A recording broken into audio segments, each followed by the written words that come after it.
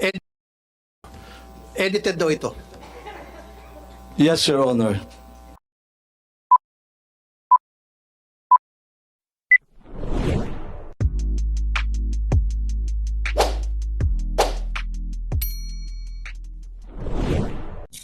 Welcome back sa aking YouTube channel. Para sa mga first time lang po na manood, please click mo na yan, Jeremy's TV, Manila. Anyway guys, wala nang bayad o libre lang, tulong mo na lang din sa kapwa mo. Alright, thank you very much po. So topic natin po today's video, Senator Tulfo,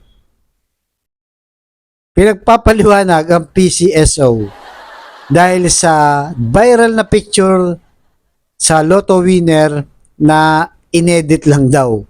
Kaya tanong na marami, totoo ba to o fake lang na taong nanalo? Yan guys, yan ang mainit na balita. Kung siguro nakakita nyo na yan, na kumakalat ngayon. Napakaraming picture guys na kumakalat ngayon sa social media. Itong nanalo noong, actually ito nanalo to noong December 28 pa, 2023. Pero in-upload lang kasi yung picture nito ngayong January lang. Kaya ito, January 18, yan. So kaya ito, nag-viral guys. Nag-viral kasi nga, halatang halatang inedit lang. Kaya ang dami na ngayon nang nagtatanong kung talagang legit ba itong PCSO o yung Lotto winner o baka naman hindi. Kaya nga, nagpatawag na ng investigasyon itong si Idol Rapi Tulfo. Inimbestiga na kagad, pinatawag na kagad itong general manager, itong si Mel Robles. Pero guys, kung maalala nyo, mag-throwback lang tayo saglit bago ko ibigay sa inyo yung mismong topic na to. So kung maalala nyo, naging controversial na rin ito si Mel Robles. Diba? So kung maalala nyo, noong October 2022, October 3 to be exact guys, 2023, na may nanalo na 433 na tumaya sa 655 Lotto sa jackpot price na million at naghati-hati sila sa halagang 236,000. Yan guys, ibibigay ko sa inyo yung picture yan. Sabi dito, bihira pero anya imposibleng mangyari na ang pagkapanalo ng 433 na mananaya sa 655 Grand Lotto ayon sa Okta Research. Papelo ni Dr. Guido David na paghahatian ng mga nanalo ng jackpot sa price na 236 91.188. Yan guys, ito kasing si Guido David, Dr. Guido David, mathematician to guys. Kung maalala nyo, ito rin yung nagbibilang o nagpo-forecast ng mga COVID patient. Kung tumaas na ba, bumaba na ba, kung tataas ba next week, bababa bang next week yung COVID. Kaya siya yung siya yung tinanong kung totoo ba o hindi. Tapos guys, nagbigay siya ng statement. Sabi niya, hindi siya imposibleng mangyari. But kung merong nangyari na ganito na mahirap ma-explain in terms of probability, most likely na magkakaroon naman ng inquiry o investigation or auditing. So, syempre, sabi niya, maraming nagtataka. Gusto nilang hanapan ng explanation. Ang sinabi ko lang, in terms of probability, this is not something like to happen. Di ko sinasabing may anomalya, pero dahil hindi siya likely to happen, there will be likely an inquiry into this. Yan, si Dr. Guido David. Yan ang mainit na controversial doon, guys. At mga vlogger pa, kagaya nila Maharlika at mga ibang talagang binatikos to. Yung tumama ng 433 sa isang numero, di ba? Parang imposible, di ba, guys, di ba? Kaya lang, hindi na umabot nga sa wala tayong nakitang investigasyon doon. Pero ito ngayon, balik tayo dito sa mga edit picture. Malinaw na inedit. Ayan guys, di ba? Papakita natin yung picture. So, tingnan mo kasi yung babae, di ba? Kulay blonde yung buhok. Tapos hawak niya yung cheque, 'di ba? Binibigay nung babae na to, di kilala to guys eh. Siguro ano to, mga opisyal 'yan ng PCSO. Yan oh. Meron pa picture guys na walang kasama. Baka daw ito yung totoo. Kaya ang dami na nagsilabas ang video, picture na inedit lang. Kaya talagang nag-viral to, marami na ang bumatikos. Pero panoorin muna natin guys yung video bago natin tuloy ang ating reaction kung saan sinita ni Idol Rapi sa Senado para imbestigahan nga itong viral edited picture ng Lotto winner, right? Pasok Idol Rapi. Edited daw ito.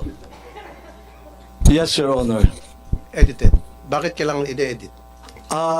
We have to protect the identity of the winner. Meron po nagreklamo sa amin one time, we covered the face, yung damit naman po ay nakilala. So, nagreklamo siya, sana naman daw po, wag ipakita naman po yung damit. So, yan po ang reason niyan, and I agree, it's a very poor editing, pero the objective is to conceal the clothing na ma-identify sa kanya. So, ibig sabihin, so inamin nyo, inedit to, pinalitan yung clothing. Opo.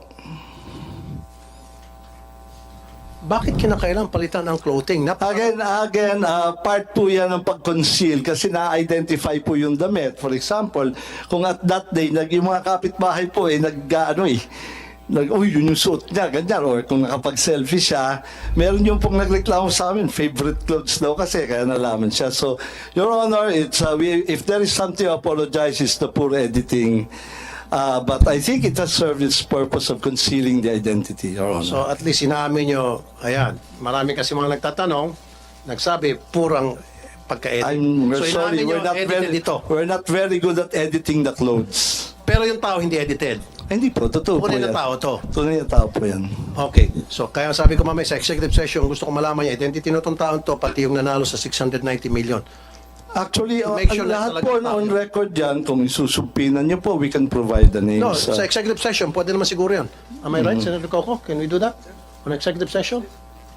Yes, Mr. Chairman, let's make it a strictly executive session. Yes. Na, even on the part of the Senate, limitado yung mag-attend at saka identified natin. And then, of course, kami, liability na namin yung kami pang source ng leakage. So. Like I said, Mr. Robles, kasi nga po, may clamor na malaman yung katotohanan. Kasi marami sa mga mananayan nagsasabi, yung nanalo ng 690 million, hindi raw yung legit na mananaya, kundi galing daw sa tropa niya. I'm sorry, I'm gonna repeat this again. Yung pong kumakalat na balita, galing daw sa tropa niyo nag-invest ng 30 million para makuha nga itong 690 million. Para maalis na po yung haka-haka na yan, gusto po namin makita kung talagang totoong tao yon. And then gagawa nga po ng cross-checking. Sinabi ko na kanina, I'm gonna use the NBI, the ICT, if I have to hire a private detective para magkaroon ng cross-checking kung yun ba related sa inyo. Hindi. Pag lumitaw na hindi, sabihin ko rito na hindi related talagang legit winner yan. Controversial ito ngayon sa social media. So yun guys, napanood nyo, di ba? Anong depensa ni Mel Robles na General Manager ng PCSO. So, sabi niya, nag-apology naman siya. Sabi niya, sorry po for the poor editing, sabi niya, di ba? Inedit nila nang hindi raw maganda. Siyempre, ang tanong kasi dito, nagbibigay sila ng milyong-milyong piso, di ba? Na premyo. Tapos wala silang magaling na edit. Ang duda kasi ng taong bayan, guys, baka mamaya hindi nga totoong tao to, di ba? Baka mamaya, sabi nga ni Idol Rapi, di ba? May nagsabi na tropa-tropa nyo daw to, nagbayad ng 30 million. Tapos tumaya para makabawi lahat, nakuha yung 43 million na panalo, di ba? Yan ang sinasabi niya eh. Tapos, yun nga, yung ano pala yun, 698 million na bagong nakuha lang din. So, siyempre, ang inisip ng taong bayan, kasi sabi nga ng mga netizen, guys, ang hirap mag-isip na ng numero, tapos, lokohan lang pala, hindi naman pala totoo. Kasi duda ang taong bayan, lalo na't kung mga ganitong may ginagawa. Diba? Kaya nga sabi ni Idol Rapi, o sige, sabi niya, kung yan ang sinasabi mo for the security reason, kasi nga daw, may nagreklamo sa kanila na isang winner na namukhaan yung damit nung nakakuha yata ng ng premyo ng mga nakaraang file nila. Kaya sabi niya, nag-edit na lang sila para nga daw hindi matrace. So ang problema guys, nakita ng mga netizen, alam mo naman, di ba, mga netizen guys, lalo na sa mga edit-edit na yan, mga photoshoot, makikita agad yan sa lawak ng internet ngayon, di ba? So ito guys, pakita ko lang sa inyo, ayan, nandyan sa picture. Paano natin malalaman kung alam niyo na yon, na tayo ng PCSO? So yung unang picture guys, ito pala yung original na picture. From Camisera Store. Diyan daw kinuha yung babae. Nakita niya, di ba? Nakapost yan. Baka yan ang model niyan. Tapos ito na yung edit. Picture uploaded by PCSO. So nakita niya, di ba? Blondie na yung buhok. Iba na. Baka hindi natin alam kung ito na yung totoong babae o hindi. Sabi pa dito, uso na po ang content aware tool. O, yan o. Siyempre, malalaman mo nga naman, di ba? Kung pagka talaga lalo na yung mga magagaling sa editing, di ba guys? O sabi dito, in conclusion, next time, sabi nila, please non-traceable photo kung lolokohin nyo ang taong bayan. Yan ang mga sinasabi ng mga nag-edit guys. So, nakita natin, sabi pa dito, the sleeves used are the same as in original photo. Sabi na, horrible attempt of copy-pasting. The hair is poorly cropped and was a bad drop shadow effect. Pag pinagmasdan mo nga naman yung buhok, hindi buhok no? Parang nga. So, yan guys, yan ang lumalabas sa social media ngayon na talagang binabati ko sa itong PCS. So, kaya nga sabi ni Idol Rapi Tulfo, sabi, sige, kung yan ang sinasabi mo na for security reason, kaya sinasadya daw nilang i-edit ng ganyan, sila, nag-executive meeting sila, ibig sabihin, medyo strict yun, sila lang din. At i-cross exam, kung totoo nga ba itong tao na to, yung, di ba sinabi sa balita, taga Bulacan do. So ngayon, iti-trace nila, i-cross examine nila kung siya nga ba yung talagang nanalo, para magkaalaman. Tama naman si Idol Rapi, di ba? Para malaman ng taong bayan. Kasi marami pa nagdududa, lalo na maraming controversial itong si Mel Robles. At ito kasing si Mel Robles guys, gawin ng mga sinasabi ng mga vloggers na anti-Marcos. Itong si Mel Robles guys, top campaign donor din pala ni BBM. Ang sabi ni Maharlika nun, kung napanood nyo, matagal na to last year pa, nag-donate daw ito ng 30 million kay BBM nung nangampanya. So hindi natin alam yan guys, kung sure naman yan. Alam naman natin, nasa SOSE report yan guys, hindi lang natin na-research kagad. So kayo guys, ano sa tingin nyo? Totoo ba talaga may nanalo sa loto?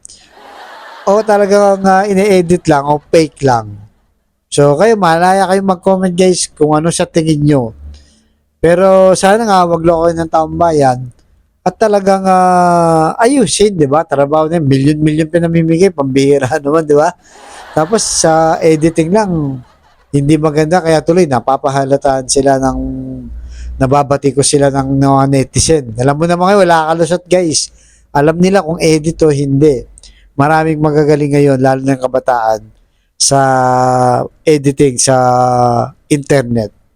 Kaya kayo guys, kayo nang bahalang maghusga kung sa tingin nyo, niloloko tayo ang taong bayan o hindi. So sana nga, lumabas ang katotohanan na talagang ganun lang ang ginagawa nila, ine-edit lang para hindi matrace. Pero ayusin naman sana, di ba? Yung pag-edit nila, nandiyo pa rin sana yung tao at gagawa na lang ng iba na talagang makita na totoong tao naman, hindi yung parang robot lang o kaya maraming nagdududa. Alright?